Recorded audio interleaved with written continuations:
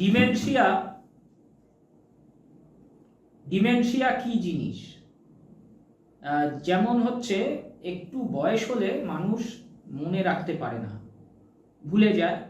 সকালবেলা কি খেয়েছে দুপুরের মধ্যে সে ভুলে গেল, অথবা সে চিন্তা করতে পারে না। মানে বলা হলো যে তুমি এই কাজটা করো, সবজিটা কাটো, সে সবজিটা চিনে উঠতে পারছে না। হতে পারে, অদ্ভুত শুনতে লাগলেও কিন্তু এটা সত্যি। একটা ফর্ম ফিল আপ করতে পারছে না, বয়স্ক মানুষদের সাধারণত এরকম দেখা যায়। তার নিজের আপনজনদের অনেক সময় চিনতে পারে না, অনেকক্ষণ বাদে যদিও বা চিনতে পারে, তার ছোটবেলার কথা মনে পড়ে, কিন্তু মাঝখানের একটা দীর্ঘ সময় তার কোনো জ্ঞান বা কিছুই থাকে না। এবং এছাড়াও কথাবার্তা অনেক সময় অনেক ক্ষেত্রে দেখা যায় জড়িয়ে গেছে, বা জিভের আড়ষ্টতা এসেছে, অথবা বেহিসাবি কথাবার্তা বলছে। বেহিসাবি কথাবার্তা বলতে কিরকম? ধরুন এখন বেড়াতে যাওয়া নিয়ে কথা হচ্ছিল, হঠাৎ সে বলল যে সে খিদে পেয়েছে, তার সে খেতে চায়। তারপরেই হঠাৎ বলল আজকে খুব ঠান্ডা। তো তার কিন্তু কোনো একটা কথার সঙ্গে আরেকটা কথার কোনো মিল নেই। এটাই হচ্ছে ডিমেনশিয়া। অর্থাৎ কি না, ব্রেন ঠিক মতো সেখানে কাজ করতে পারছে না। এবং ডিমেনশিয়া কিন্তু ব্রেনের শুধু একটা অংশ হচ্ছে না, ব্রেনের সামনের অংশ, ব্রেনের মাঝখানে, পেছন দিকে, এরকম নানান অংশে কিন্তু যদি কোনো অ্যাটাক হয়ে থাকে, বিশেষ করে বয়স্ক লোকেদের কিন্তু এমনটা হয়ে থাকে। তো সেক্ষেত্রে এগুলো দেখা যায়। অনেক জায়গায় আপনারা দেখবেন যে অনেক জায়গায় বলা হয়েছে, নানান ভিডিওতে আপনারা দেখে থাকবেন যে বলা হয়েছে যে বয়স্ক মানুষদের এক্সারসাইজ করবে বা দৌড় দেবে, দৌড় করবে ইত্যাদি। কিন্তু এখানে একটা কথা বলে রাখি, সেটা যদি তার শরীর পারমিট করে তবেই, না হলে একদমই নয়। কেন বলছি? এটা সহজ করে বোঝাই। যেমন দেখবেন যে সোলজার বলতে সৈনিক, আপনারা বুঝতে পারছেন যে তাদের কি রিগোরাস একটা এক্সারসাইজের মধ্যে দিয়ে তারা যায়, এবং তারা মার্চ পাস্ট করে। লেফট রাইট যে করছে, সে যে পায়ে খুব জোরে দাবাচ্ছে আর কি, জোরে পায়ে চাপ দিয়ে একটা উঁচু থেকে মাটিতে শক্ত জায়গায়, শক্ত বুটে সে একটা আঘাত করছে মাটিতে। এই যে লেফট রাইট করছে, তাদেরও কিন্তু পরবর্তীকালে দেখবেন 70% ক্ষেত্রে দেখা যায় যে এই সব সোলজারদের কিন্তু বেশি বয়সে ডিমেনশিয়া, অ্যালজাইমার হয়।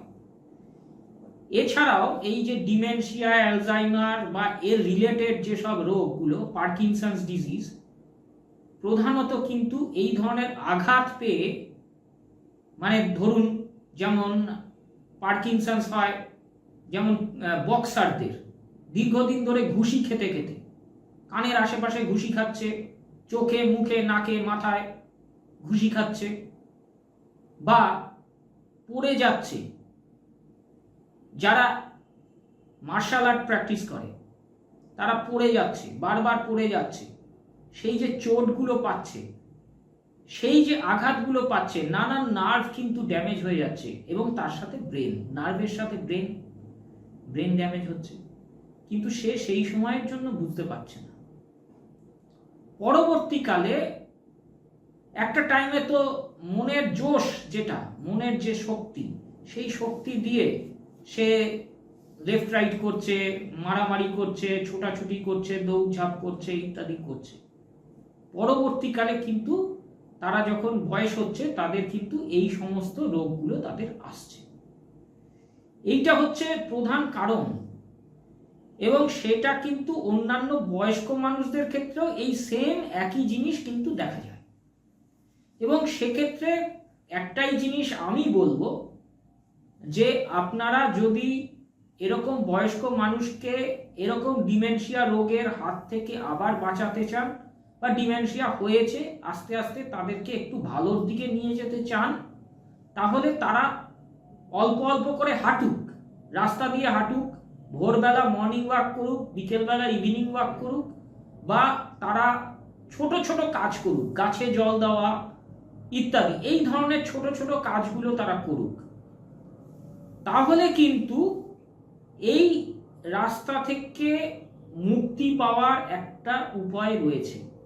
কিন্তু কখনোই ওই জোরে জোরে এক্সারসাইজ বা কোনো রকম লাফ দেওয়া বা পা জোরে জোরে মানে লেফট রাইট করার মতো অনেকে, যেটা অনেক সময় পার্কে দেখা যায় যে এই ধরনের এক্সারসাইজ করছেন, তাদের কিন্তু এইটা একটা সতর্ক বার্তা আমি দিচ্ছি যে আপনারা এটা করবেন না।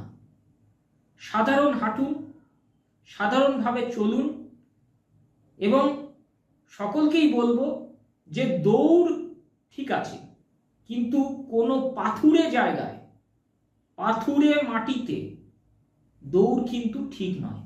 কারণ এই যে মাটি যেটা আছে, মাটি কিন্তু যদি নরম হয় সেখানে সে কিন্তু, যেমন মাঠে কিন্তু মাটিটা নরম, সেখানে কিন্তু মাটি কি করছে, আপনার যে প্রেসার, যে ওজন, যে চাপ আপনি সৃষ্টি করছেন, সেই চাপটা সে গ্রহণ করে নিচ্ছে শক অ্যাবজর্বারের মতো।